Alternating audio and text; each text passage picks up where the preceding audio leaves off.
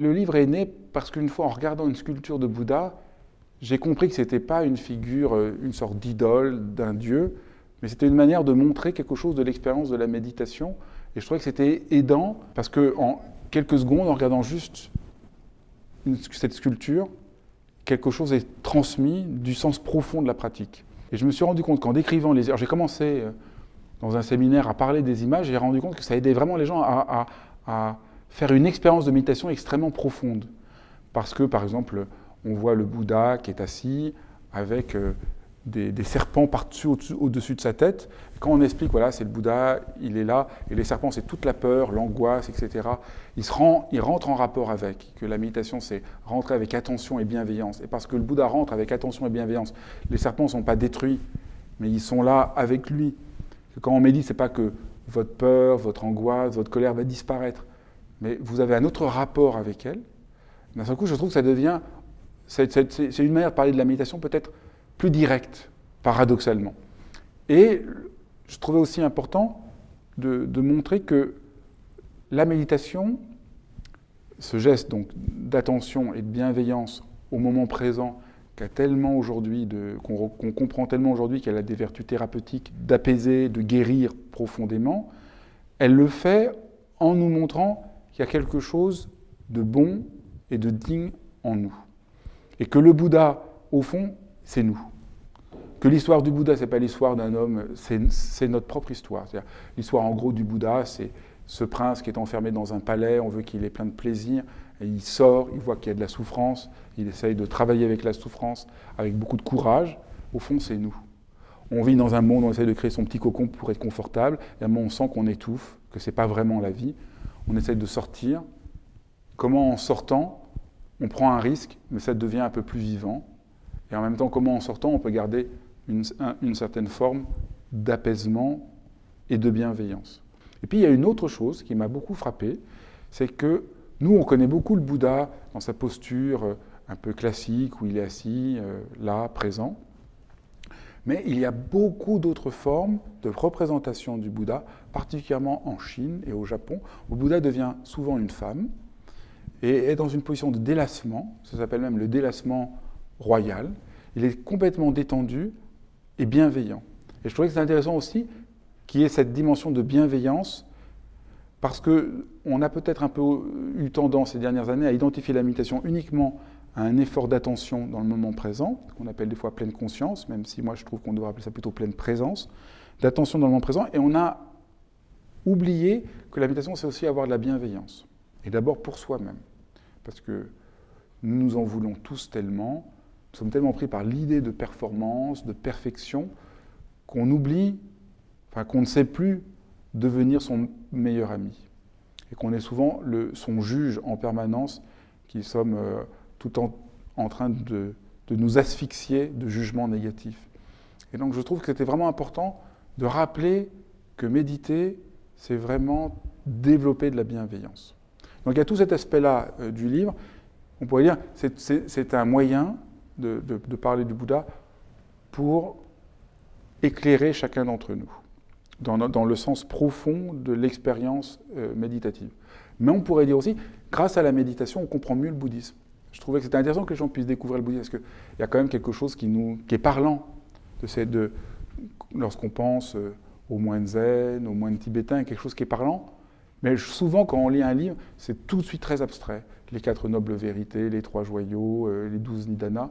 Et je trouvais que c'était intéressant de vous dire, oui, mais le plus important peut-être, c'est de commencer par comprendre quelle est l'expérience fondamentale dont tout ça parle. Et après, il y en a peut-être des gens qui vont vouloir aller plus loin, mais au moins comprendre le cœur de la chose. Donc je trouve qu'il y a une double vertu. Parler du Bouddha permet de mieux comprendre le sens de la méditation, et la méditation permet de mieux comprendre le sens profond de ce qu'est le Bouddha. Au fond, quand on regarde la profondeur de la méditation, ce n'est pas toujours ce qu'on en raconte. Les médias ont beaucoup eu tendance, et puis aussi certaines personnes qui n'avaient pas vraiment une expérience profonde de la pratique, de simplifier. La méditation, c'est là pour gérer votre stress, être plus performant, être plus efficace et être calme. Et je trouve que c'est très réducteur et au fond pas vrai. La méditation, ce n'est pas là pour nous calmer, c'est là pour nous guérir. Ce n'est pas du tout la même chose.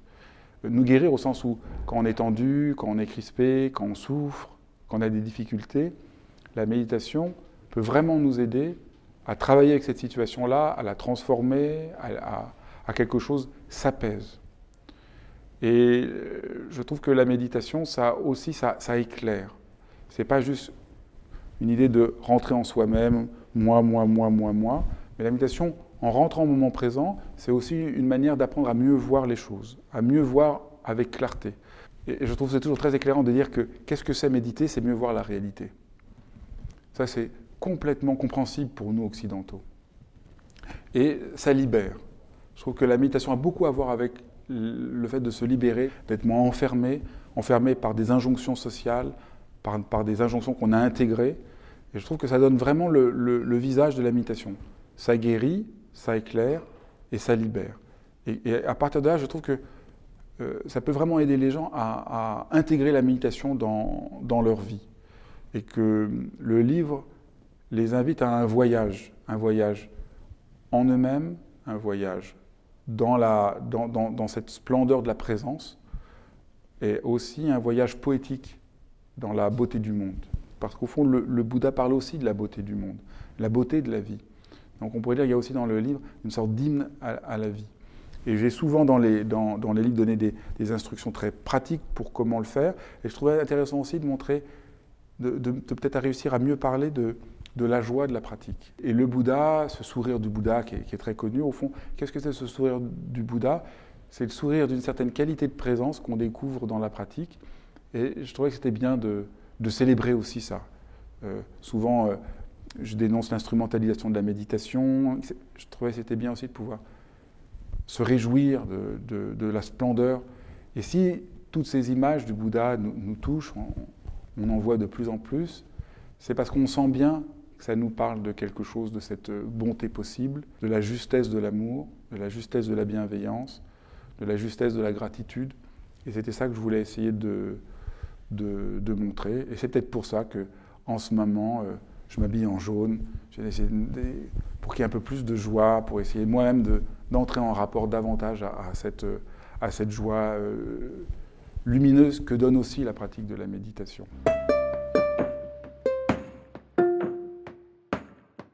Non, je ne m'attendais pas du tout à devoir me retrouver à être, comme vous dites, un peu le gardien d'une certaine dimension éthique de la pratique de la méditation.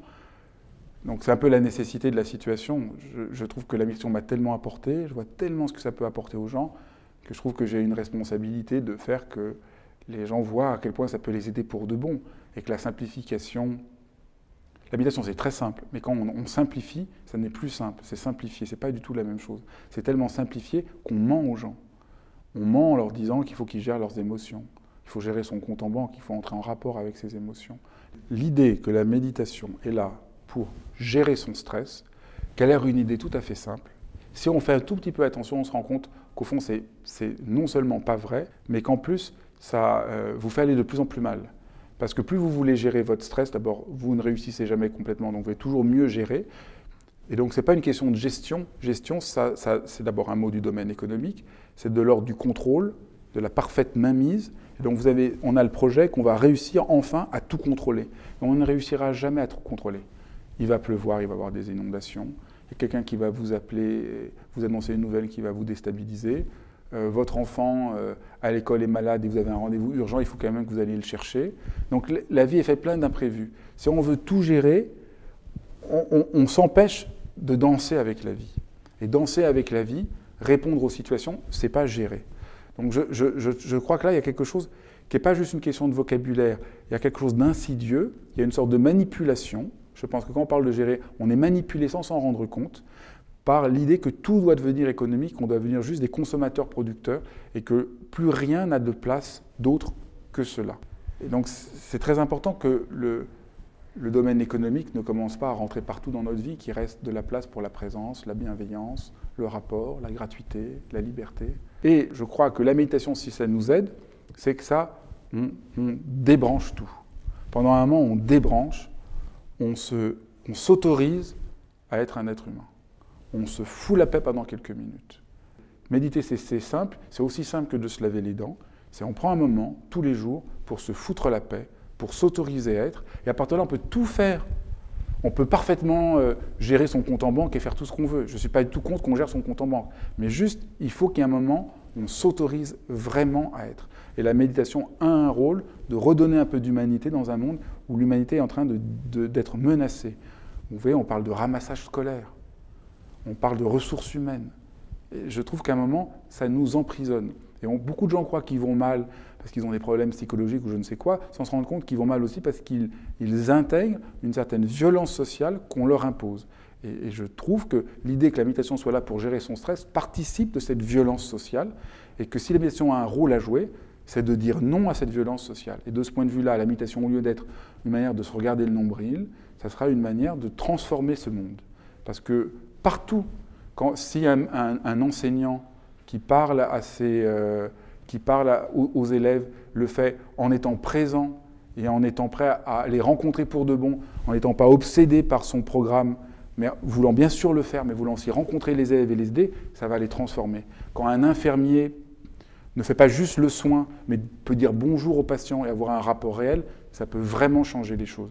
Donc tout le monde, à tous les endroits, mais le banquier qui, au lieu de juste être derrière ses chiffres, parle vraiment aux gens, ça peut vraiment changer les choses. Donc tous les métiers, partout, on peut faire quelque chose où il y a un sens de présence qui n'empêche pas de faire les choses de manière vraiment efficace, mais on n'est pas que pris dans cette obsession d'efficacité.